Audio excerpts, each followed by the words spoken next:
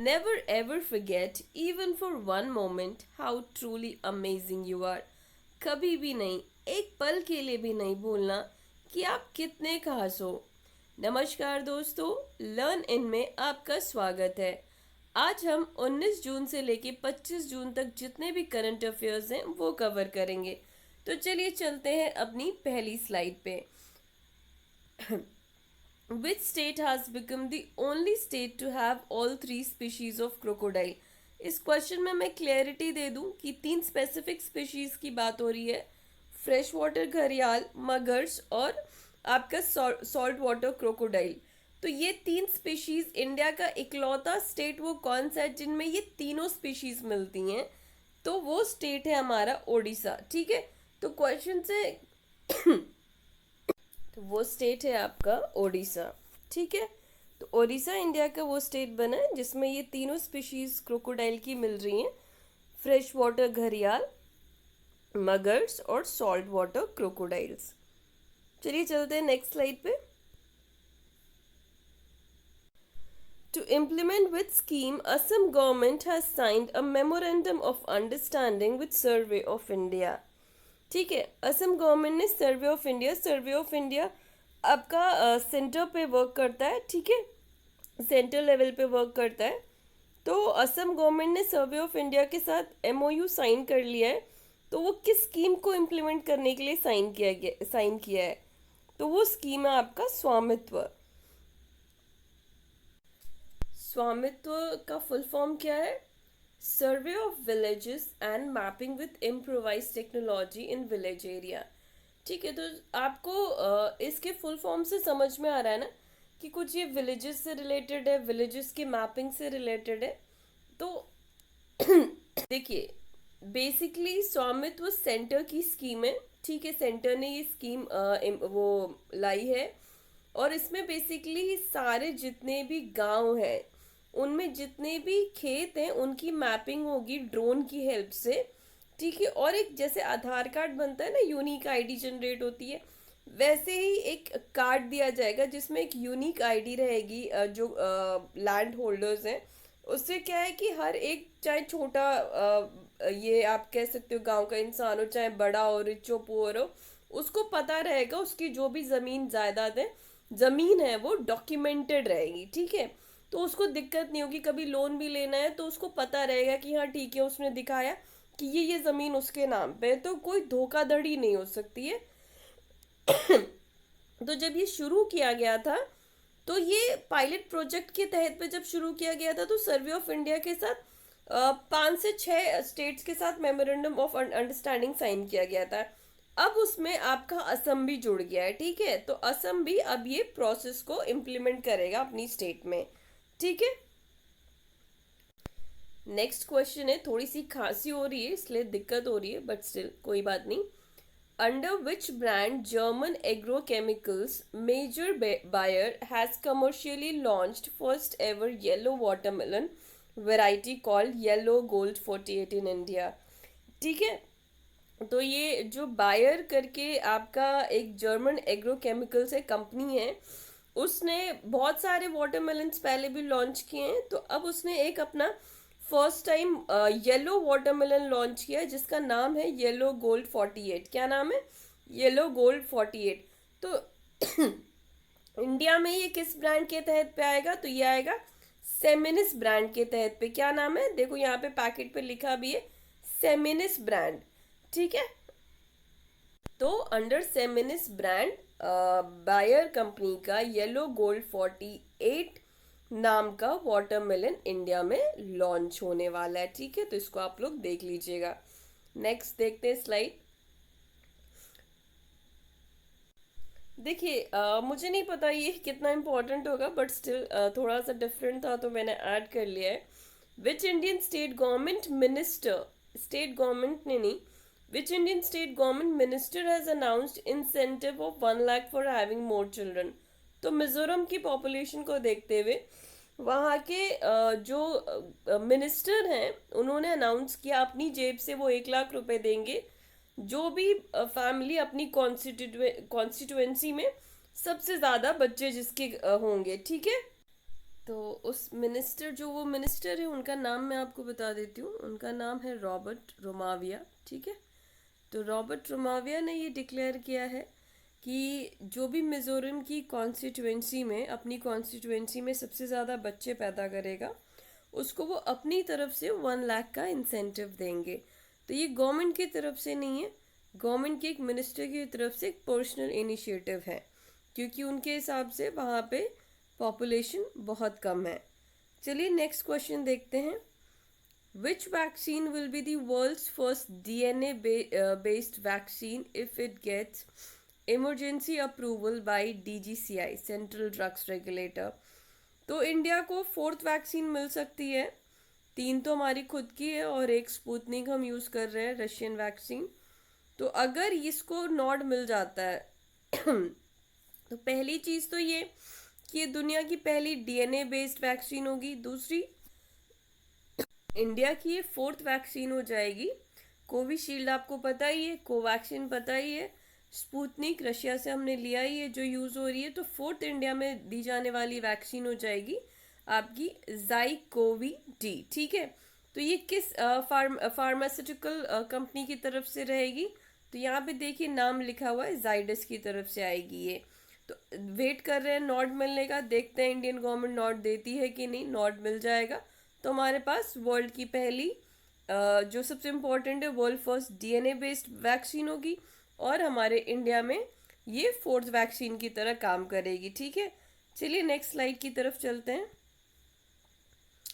Rubber board has started field trial of world's first genetically modified rubber in which state? ठीक है, असम आप जानते हो, जाना भी जाता है रबर के लिए।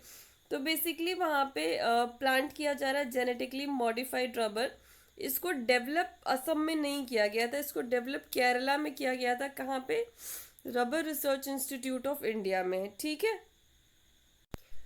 और बट ऑब्वियस सी बात है, जब मॉडिफाइड है तो क्लाइमेट के अगेंस्ट कुछ तो हुआ होगा। इसके बेनिफिट्स क्या हैं? एक तो आप जैसे ही मानसून टाइम आता है, सनरेज नहीं मिलती हैं, तो रबर के प्लांट्स उतने अच्छे नहीं होते हैं। तो एक तो वो बेनिफिट है। दूसरा, जो भी ये रबर्स आएंगे वो क्लाइमेट को हैंडल करने में और ज़्यादा प्रॉम्प्ट होंगे। ठीक है। उनकी ड्यूरेबिलिटी और ज़्यादा अच्छी रहेगी। तो अगर ये सक्सेसफुल हो जाता है अच्छी तरीके से, तो ये एक हमारे लिए अच्छा बूम साबित हो सकता है। ठीक है। Which country military has successfully tested an airborne high-powered laser which has the capability to shoot down drones? तो उसका आंसर है इजराइल। क्वेश्चन को समझ लेते हैं क्या है। देखिए, आप अभी देख रहे हैं कि पैलेस्टाइन की क्या हालत कर रहा है इजराइल। अभी तो इनके जो न्यू प्राइम मिनिस्टर बन गए हैं, नफ्ताली बेनेट। इनसे पहले थे बेंजामिन नेतन्याहू, वो भी काफ़ी ज़्यादा वॉर में इन्वॉल्व हो रहे थे। और नफ्ताली बेनेट तो इनके पूर्व डिफेंस मिनिस्टर हैं। इनके आते ही इन्होंने फिर से शुरू कर दिया है, जो चीज़ें शांत हो गई थी फिर से शुरू उन्होंने कर दिया है। तो देखिए, बेसिकली हम जब इस क्वेश्चन की बात करेंगे तो क्वेश्चन में क्या है, इन लोगों ने एक ऐसी टेक्निक बनाई है, आप ऐसे समझ सकते हैं कि जैसे आप लेज़र लाइट से खेलते थे, तो वो लेज़र लाइट जहाँ पे पिंग करेगी, जिसको निशाना बनाएगी एयर में, वो कोई ड्रोन हो, एयरप्लेन हो, तो वो उसके माध्यम से उसको उड़ा सकते हैं। ठीक है। उसको हार्म कर सकते हैं, शूट कर सकते हैं। वो कैपेबिलिटी रहेगा इस हाई पावर्ड लेज़र में। तो ये और सक्सेसफुली इन्होंने टेस्ट किया, तो जो इनके लिए एक बहुत बड़ा अचीवमेंट है। ठीक है। इसमें आप ये देख लीजिएगा, प्राइम मिनिस्टर और प्रेसिडेंट दोनों इसराइल के बदले। सबसे पहले हम देखते हैं कैपिटल जेरूसलम है।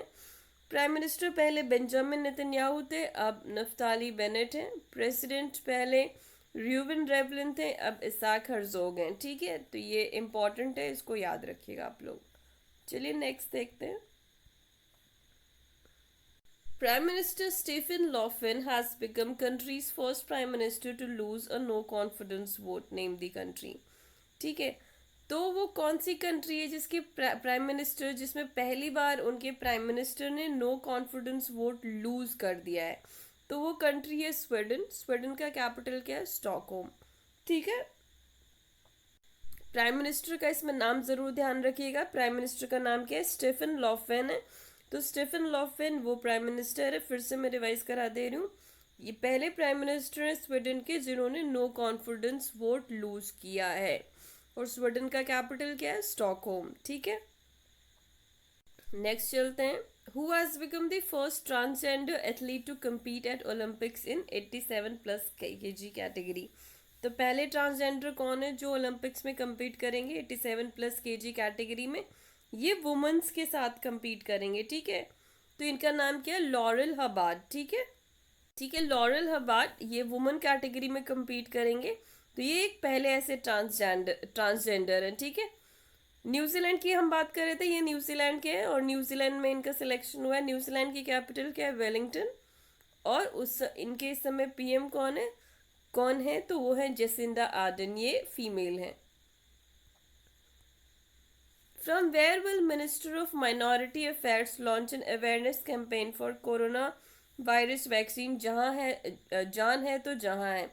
ठीक है, तो ये यूपी वालों के लिए एक अच्छा क्वेश्चन है। जान है तो जहाँ है, यूनियन मिनिस्टर अब्बास नकवी जी ने ये लॉन्च किया है। तो ये कहाँ से इन्होंने ये मुहिम लॉन्च किया है? तो इन्होंने उत्तर प्रदेश के रामपुर डिस्ट्रिक्ट से लॉन्च किया है। ठीक है, विच स्टेट गवर्नमेंट हैज लॉन्च्ड मुख्यमंत्री, देखिए दो मुख्यमंत्री महिला उद्यमी योजना एंड मुख्यमंत्री युवा उद्यमी योजना। तो इसका आंसर क्या है? बिहार। तो वो कौन सा स्टेट है जिसने एक साथ, स्टेट गवर्नमेंट जिसने दो आपके जो कह सकते हैं स्कीम्स लॉन्च की हैं? नाम क्या? मुख्यमंत्री महिला उद्यमी योजना और मुख्यमंत्री युवा उद्यमी योजना। तो वो है बिहार में। आप उद्यमी से समझ सकते हैं ना कि कुछ उनको बिजनेस देने के लिए इजी लोन्स प्रोवाइड किए जाएंगे युवाओं को और महिलाओं को। ठीक है, तो ये रहेगा आपका। Which country will issue vaccination passport by the end of July for overseas travel? तो कौन सी कंट्री है जो कि अभी तक तो आप देख रहे थे कि आप कोविड नेगेटिव हैं, ये इम्पोर्टेंट था शो करना आपको ट्रैवल करने के लिए फॉरेन कंट्रीज में, या आप तो इंटरनल भी।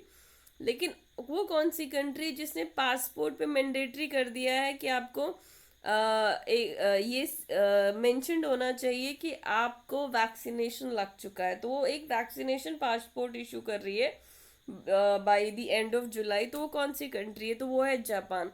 और और यही कारण है कि हमेशा जापान आपका, अगर आप पासपोर्ट के बेस्ट पासपोर्ट्स की बात करेंगे तो उस रैंकिंग में नंबर 1 पे रहता है। तो जापान की कैपिटल क्या है? टोक्यो। और पीएम कौन है? योशिहाइडे सुगा। और एम्परर कौन है? नारुहितो। ठीक है, who has become the first Indian air force women fighter pilot from Jammu and Kashmir? Confuse मत होइएगा, बहुत खूबसूरत सा आपको इमेज दिख रही है। क्वेश्चन है कि who has become the first Indian air force women fighter pilot? तो इंडियन एयरफोर्स की पहली वुमेन फाइटर पायलट कौन बनी है जो कि जम्मू एंड कश्मीर से बिलोंग करती हैं? तो वो है माविया सुडान। ठीक है, वो है Muawiya Sudan. E Pathshala and e valuation and online portal has been launched by which state government? तो कौन सी स्टेट गवर्नमेंट है जिन्होंने ई पाठशाला और ई वैल्यूएशन एंड, एक आजकल ऑनलाइन पोर्टल्स बहुत सारे लॉन्च हो रहे हैं क्योंकि सब चीज़ें ऑनलाइन ही चल रही हैं।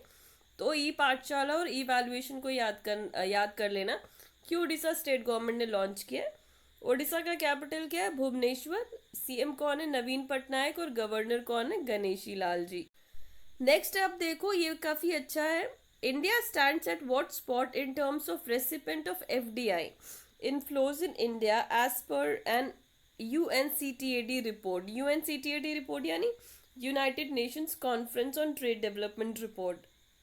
देखो एफडीआई क्या है? Foreign direct investment. ठीक है, तो एज पर यूएनसीटीएडी रिपोर्ट इस बार ये देखा गया है कि इंडिया को 5th पोजीशन मिली है, यानी सारे विश्व भर में 5वां वो देश बना इंडिया जहाँ पे लोग इन्वेस्ट करना चाह रहे हैं।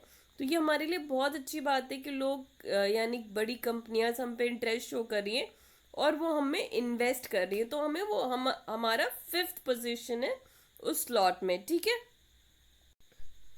एक और हम लोग स्पॉट का ही पहले ये क्वेश्चन देख लेते हैं। India is eight which spot on IMD's world competitiveness index 2021? ठीक है, यानी कॉम्पिटिटिवनेस की क्या स्पिरिट है हमारे लोगों में। तो इंडिया कहाँ स्पॉट करता है, कहाँ स्टैंड करता है वर्ल्ड में एज पर IMD। तो वो है 43। ठीक है।